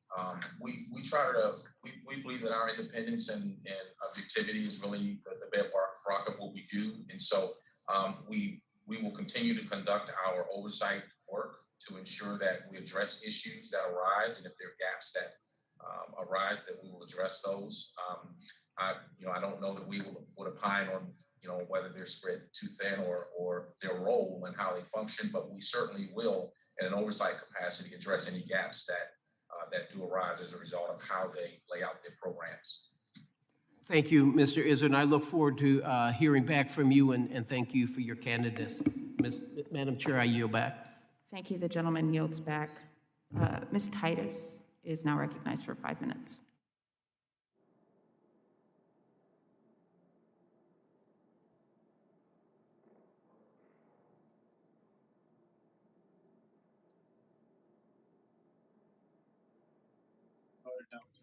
Muted. You're muted, Ms. Titus. Ms. Titus, I believe that your microphone is muted. Now, is that better? We can hear you now. You are recognized for Okay. 5 minutes. Excuse me. I was addressing this to Mr. Curry. Early on in the pandemic, there were several reports from state and local emergency responders alleging that their orders for supplies were getting redirected. The chairman and I raised some concerns with the former administrator, and it seemed that the former president's son-in-law was heavily involved in some of the coordination efforts under FEMA. One example was in Arizona, the Phoenix fire chief complained, "We have ordered millions of dollars of personal protective equipment that keeps getting hijacked before going to the city of Phoenix. I wonder what steps FEMA's taken to prevent this kind of unpredictability from happening again in the future. And is there any investigation still going on about that, or what can we do to take additional steps to be sure that we don't have a bridge to nowhere? Yes, ma'am. Thanks for the question. That was actually one of our recommendations last year, still early on in the pandemic. There's no doubt there was a ton of confusion early on between FEMA and the state and local governments about who was making decisions where federal supplies wound up and where they didn't. We heard lots of stories from states about supplies showing up that they didn't ask for, and then supplies that they asked for never showing up. So one of our recommendations was that obviously FEMA needed to get a better handle on communication and coordination with the states on that prioritization. Actually, back when we made that, they disagreed. They thought we were already doing that. But they have taken a number of steps to improve that. And we have heard some improvements. But I will say that the need for the PPE and the supplies, as you know, has drastically been reduced over the last 6 months or so. So my concern moving forward, if we face another surge and we get into the need for the federal government to begin airlifting and providing those supplies again, that we're going to face similar challenges moving ahead. Well, that distresses me because, Las Vegas is becoming a hot spot, and we see on the news every night hospitals are being backed up. We need more testing to complement the vaccine. So I hope all these things you hear about supply chain are not going to apply to the work that y'all are doing. So I'm glad you're trying to get on top of that. I would add that while most of the people you worked with were good actors, there were a number of kind of schemes that we heard about: fraud schemes, theft of public funds, hoarding of scarce materials, fictitious claims against the government. Are y'all working with state and local law enforcement to try to either go after those people or be sure that it doesn't happen in the future, or what we need to put in place to prevent it? Yes, ma'am. A couple of things I'll say, and then I want the DHSIG to talk about some of their investigative work too. But one of the things we saw in the pandemic that creates that situation is when there was a run on supplies, FEMA and DHS were looking around trying to find anybody that could provide that. And of course, mixed up in that were people that were looking to defraud the system and could never provide the supplies. We saw the same thing after 2017 with the disasters. People promising they could provide a certain amount of meals or water in Puerto Rico and things like that, and they never could. So, whenever there's price gouging, I'm sure. Oh, yes, ma'am. Absolutely. And that's that's not outright fraud, but that's one of the most important roles of the federal government to make sure that's not going on. But so we've looked at that from a standpoint of how do we get better at contracting so we don't have these kind of gaps and deficiencies. But I know Mr. Izzard's also done a lot of investigative work on that side too. Thank you, Mr. Izzard. Yes, ma'am. So as Mr. Curry mentioned, we've done and continue to do a lot of investigative work on that front. We found that the amount of fraud as it relates to identity theft, misuse of the Lost Wage Assistance Program is continuing to grow. Probably weekly, we identify additional misconduct allegations and threats to that program that we have to wind up initiating investigations on. So we're using a sort of a parallel approach with initiating audits that address potential gaps in the program, as well as going after the bad actors who have defrauded the system. It would not be a stretch or an exaggeration to say that we've seen it across the entire nation. And so we believe that we're going to continue to find those pockets and areas where there are individuals who have exploited the system to personally enrich themselves financially. Well, thank you. I serve also on the Homeland Security Committee, so be sure you reach out and let me know if we can be helpful in that in any way with our local state officials working together with you. Thank you and both, and thank you, Mr. Chairman. I yield back. Thank you. The gentlelady yields back. The chair now recognizes Mr. Stauber for 5 minutes. Thank you, Madam Chair. I first would like to speak a little about some of the jaw-dropping scenes we have seen over the past several months where entire classes of individuals have been refused service and the ability to fly because they have a disability. I have a son with Down syndrome, and I understand the difficulties that parents must deal with when traveling with children with disabilities. I will say this loud and clear. Just because someone has a mental or physical disability does not mean they are less of a human or have less of a right to fly than you and I. And yet, we have seen this exact situation play out all over the country. Those with disabilities and their families have been shamed, embarrassed, and harassed, all because a child may take down their mask unintentionally, or someone has such a severe disability that it precludes them from wearing a face covering. This type of discrimination is not what America should look like. It is unacceptable, and I urge President Biden to stop encouraging these types of rigid and inflexible mandates that both put our transportation workers in uncomfortable positions and discriminate against those with disabilities. And now shifting gears, Mr. Horowitz, according to your testimony, it is your responsibility to, quote, ensure that taxpayer money is used effectively and efficiently to address the pandemic-related public health and economic needs that were funded through the various COVID-19 relief bills, rather.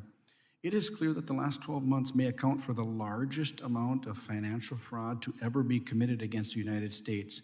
We have seen countless stories of algorithms and bots applying for fake unemployment insurance, identity theft, misuse of PPP, and idle grants and loans, and an array of other crimes that we haven't even heard about yet. And Mr. Horowitz, are you aware that the EIDL program alone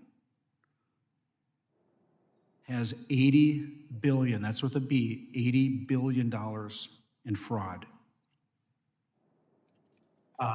Congressman, I'm aware of various reports to that effect in terms of the numbers, and frankly, there's still investigations ongoing. Yeah, and just so we're on the same page, you are aware of $80 billion worth of fraud.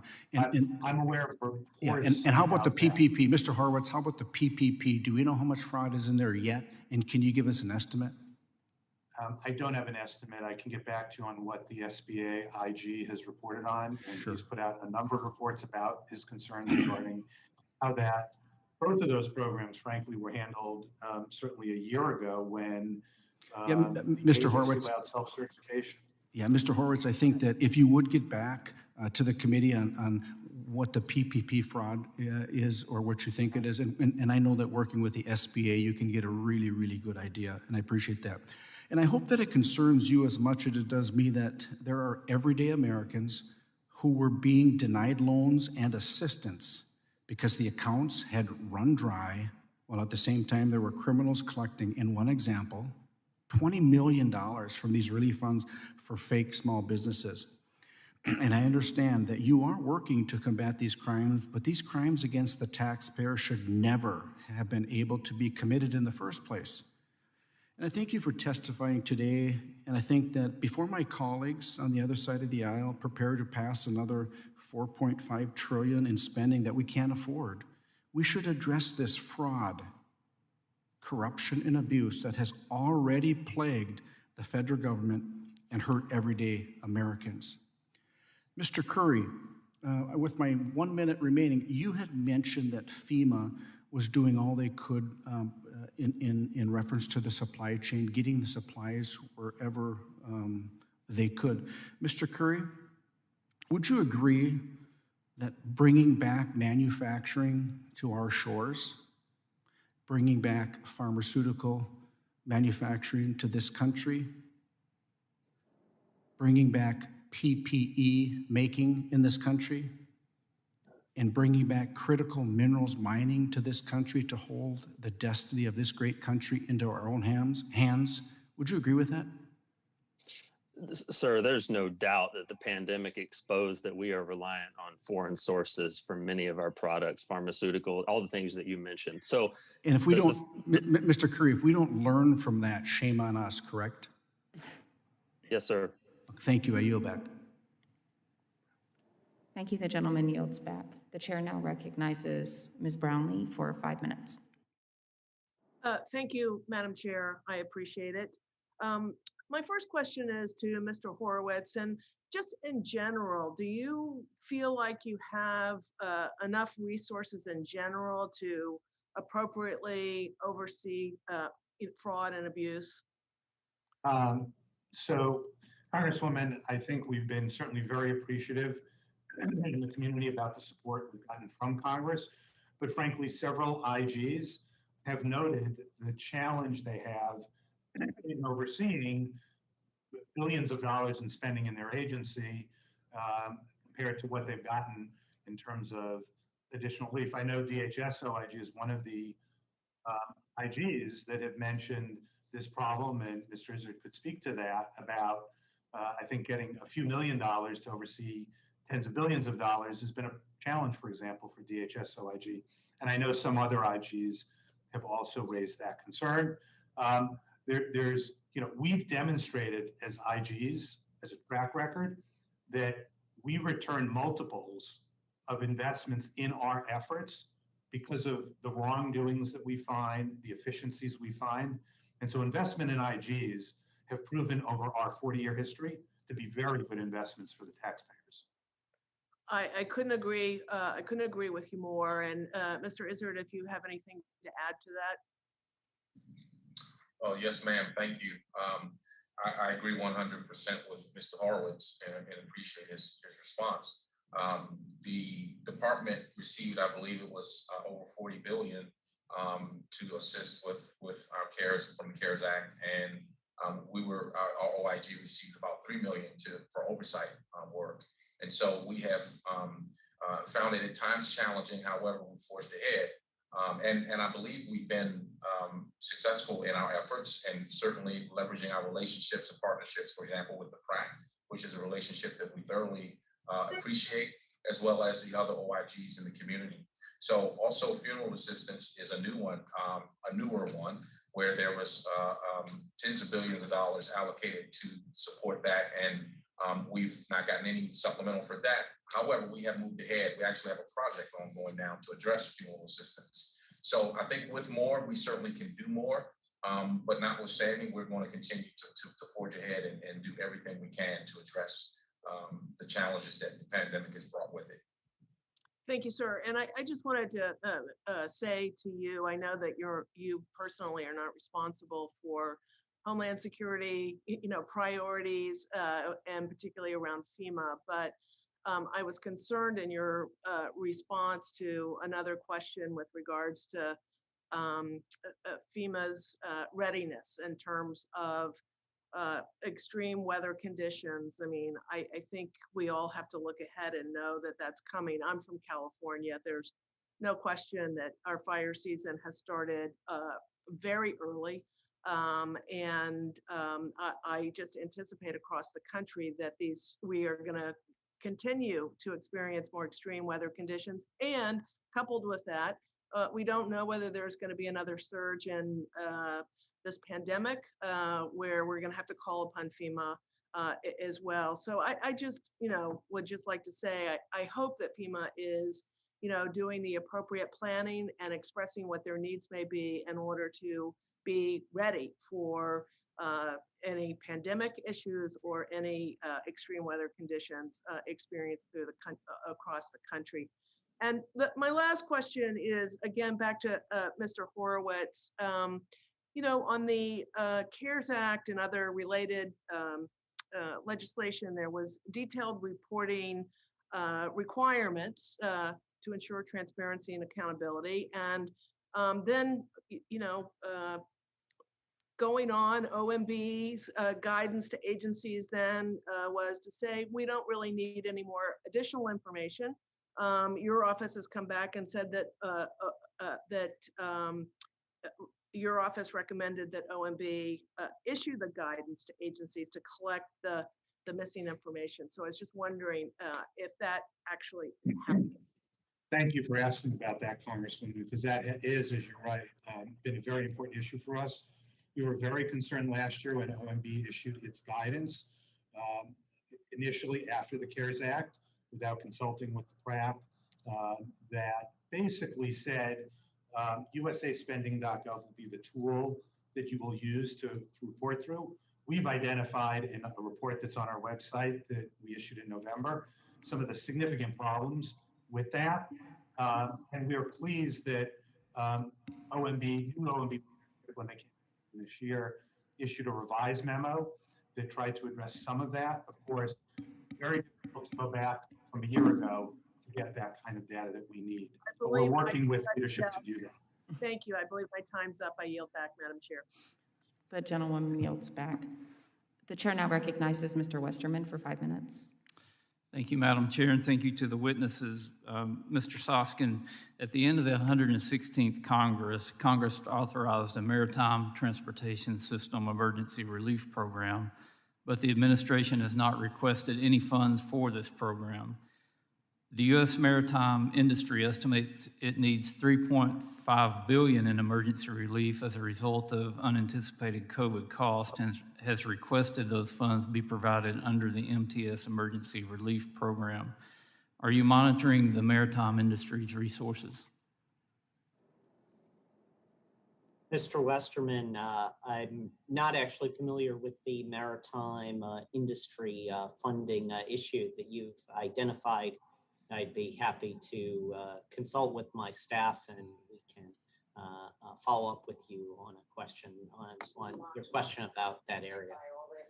Thank you. I would appreciate that. Mr. Soskin, in March, Administrator Fenton, in talking about testing on the border, he said that testing is happening, COVID testing, and that there's less than 6% positive rate on the border. Are you aware if this testing is still happening and if those testing rates have increased, those positive rates? I'm not familiar with that issue, but I think DHS Assistant IG Izzard might have more awareness about testing on the border. Yeah, I was going to ask him that question as well. Mr. Izzard, do you have any information on that? I do know that we have ongoing projects, and as I stated earlier, our Inspector General recently made personal visits to the border, which has resulted in some of the projects. I don't know specifically the answer to that question, but I will make sure that we get you a response directly.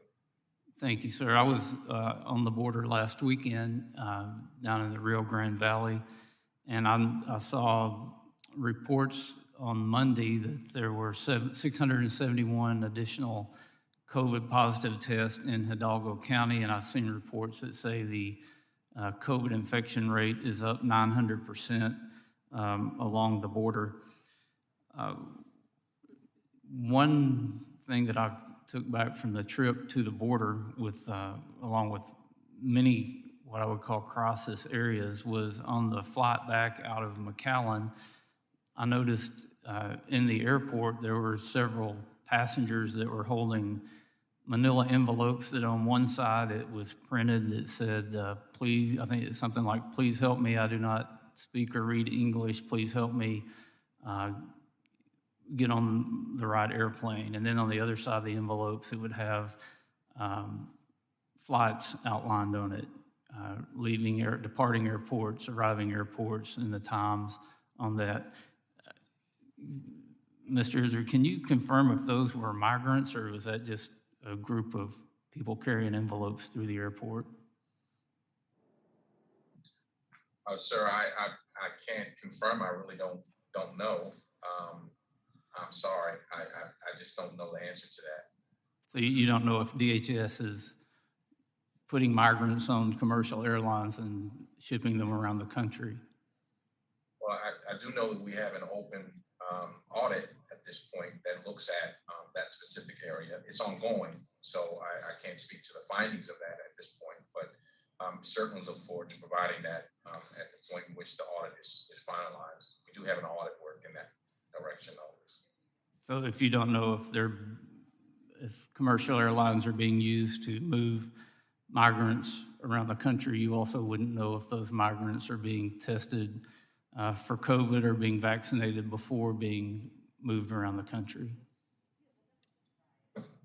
I don't know the answer to that. Perhaps that's something that our project may look into, but I will make sure to take a note of that to take that back for consideration with our staff.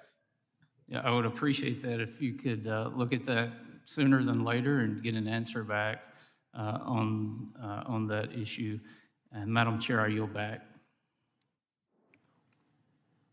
The gentleman yields back. The chair now recognizes Mr. Lowenthal for 5 minutes. Thank you, Chair. And I want to focus on a specific program that means a lot to me. That Mr. Curry and Ms. Kraus had mentioned in their testimony, and if you could just help me with that. And that's the Coronavirus Economic Relief for Transportation Services, or what is known also as the CERTS program. As you highlighted, none of the $2 billion provided by Congress has been allocated. You note that Treasury faced a huge challenge setting up a new program to support industries where the agency had no experience and that where there were many small stakeholders. And you pointed out that Treasury is working to learn from its experience with the payroll support program and other pandemic relief programs to communicate clearly, for instance, and that is very encouraging. But I want to be clear, the relief that Congress provided was vital to prevent dislocation and disruption in critical infrastructure, and no matter what sector we're talking about, aid prevented job loss and kept businesses and agencies we all rely on, it kept them afloat.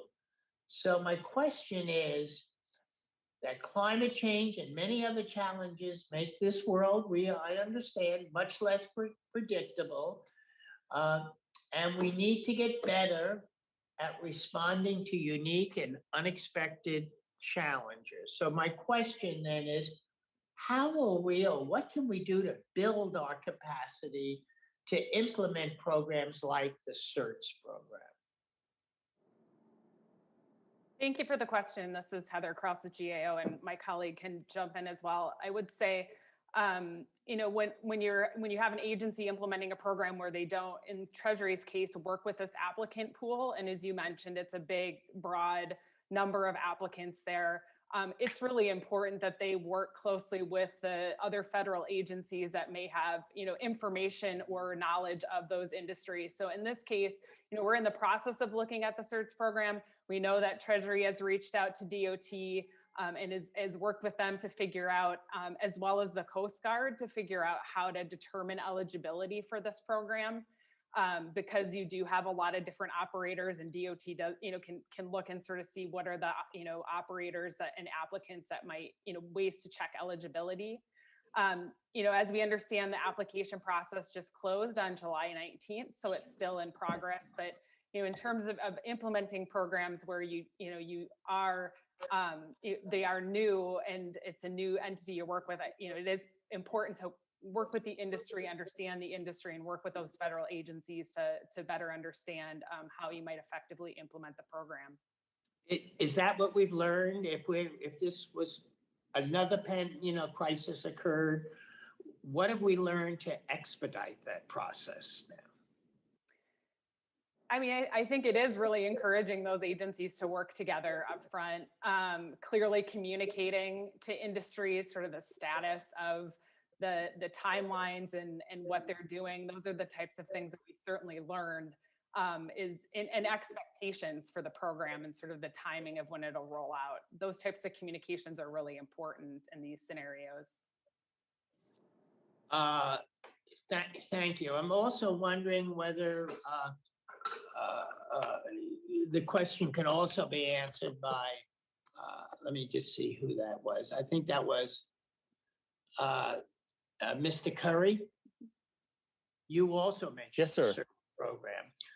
How do you think, what can we do to build our capacity to implement programs in the future when there's a crisis that comes up, like the CERTS program, which is all new? Yes, sir.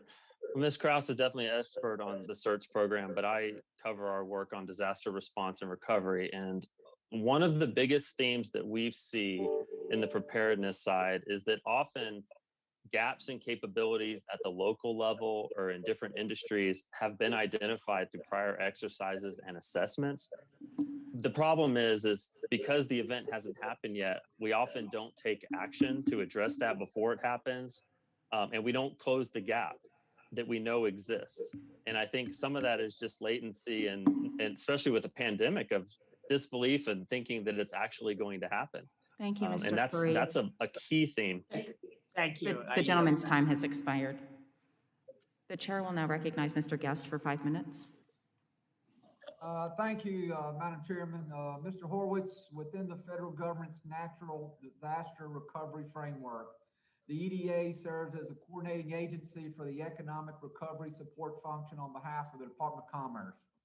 Congress has appropriated $1.5 billion for EDA's Economic Adjustment Assistance Program in the CARES Act, and more recently, $3 billion in EAA funding in the American Rescue Plan. 25% of that funding is dedicated to addressing employment and gross productivity losses in the travel, tourism, and outdoor recreation industry. As an agency that received $3.5 million in fiscal year 2021 appropriations, how is the Pandemic Response Accountability Committee working with the EDA to ensure that this large appropriation amount that has been distributed during the pandemic is being distributed with transparency and reducing waste, fraud, and abuse?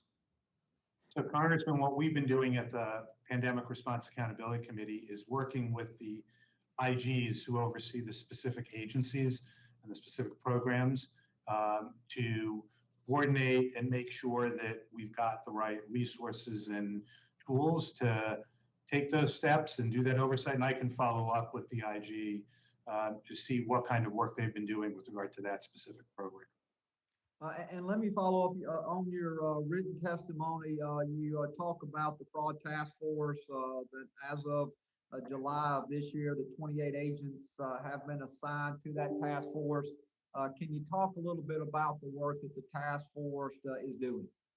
Absolutely. So one of the things that became clear early on in the work we've been doing from a law enforcement standpoint, and the IG community has a number of law enforcement agencies, is that, first of all, several of the programs and several of the IGs were facing extraordinary requests and resource needs to deal with some of the fraud that they were dealing with. SBA IG, Department of Labor IG being at the front of that line. In addition, what we found was that the fraud wasn't necessarily isolated and the wrongdoing wasn't necessarily isolated to a specific program, but rather cut across programs. And so we needed to be coordinated with each other to share the learnings we were seeing. And then finally, we needed to make sure that what we were doing with that information as we saw wrongdoing and fraud was interacting with the other parts of the IG community that handle these issues, like auditors, and making sure that we were taking steps to go back and try and prevent further fraud and detect further fraud. So we were coordinating to do all of those things. And you also talk about the fact about the adoption of the subpoena policy and how that has contributed in efforts to stop large-scale fraud that we are seeing in the pandemic response programs. Can you talk a little bit about the effect that the subpoena policy has had on what your agency is doing? Yes, and certainly appreciate Congress giving us that authority in the CARES Act last year. We've put in place the subpoena authority that we've been given. IGs generally have documentary subpoena authority. They don't, though, have, for almost all of them, testimonial subpoena authority. Just saying this inside, the House passed a bill that would, in fact, give IGs that authority. It's pending in the Senate. We hope it'll get passed. And so we put in place a subpoena policy that will allow the PRAC to assist IGs who need testimonial subpoenas to get that authority so they can ask recipients of the funds who may have evidence of wrongdoing what they know and help advance those kinds of investigations. And last question, Mr. Is a question for you. Several of your recent reports regarding FEMA look at challenges that occurred during Hurricane Harvey, Hurricane Sandy, and other large disasters. As we are once again approaching hurricane season, and as Mississippi is one of those states that is typically in the bullseye of approaching hurricanes, what can Congress do to fix some of these ongoing issues as a result to reimbursement, backlogs, contract controls, and delayed processes? Well, thank you for that question. As you stated, we have a number of projects that we have done with regard to Hurricanes Harvey, Irma, and Maria, and we learned a lot from those, and we anticipate that we're going to learn a lot as we move forward. So I think as we continue to perform our work, we will just continue a lot of that work to inform the work that we've done in the past to inform where we go from here. So we appreciate all the support that Congress has provided so far, and we look forward to continuing to work in that regard. Thank you. The gentleman's time has expired. The chair now recognizes Mr. Carbajal for 5 minutes. Thank you. Mr. Curry, the Government Accountability Office, GAO, reported that some states had difficulty accessing the various federal programs available to pay for PPE and testing supplies throughout the COVID-19 pandemic. My office heard directly from local leaders on this issue, and many were confused about the reimbursement and cost share responsibility. In times of crisis, I was disappointed in the lack of clarity from the federal government and the bureaucratic red tape we had to navigate to get the needed resources in the hands of the American people, including my constituents. What has FEMA done to remedy this situation so that in future emergencies, medical personnel around the country can get the equipment they need in a timely, efficient manner? Thank you, sir. I think I mentioned earlier that one of our first recommendations in this area was early on in the pandemic was FEMA and its partners to clarify with the states and local governments how it was providing supplies, when and where and why. Across 50 states, multiple territories, multiple tribes, all of which had disaster declarations, that was a little messy up front. I think they've made a lot of progress since then. But as I mentioned when Ms. Titus asked about this, my concern is that was, the needs have decreased significantly over the last 6 months or so for PPE.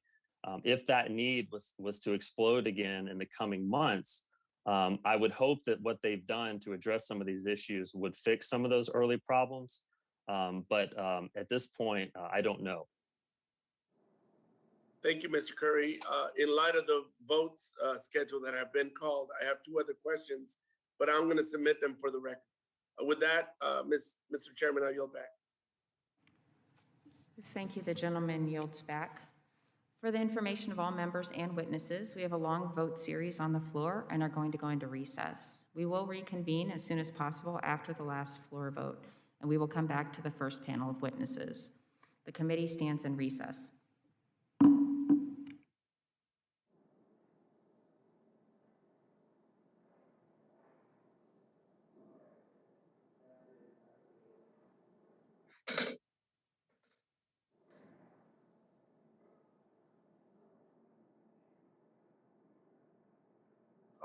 So did I. Okay. Is the mic on?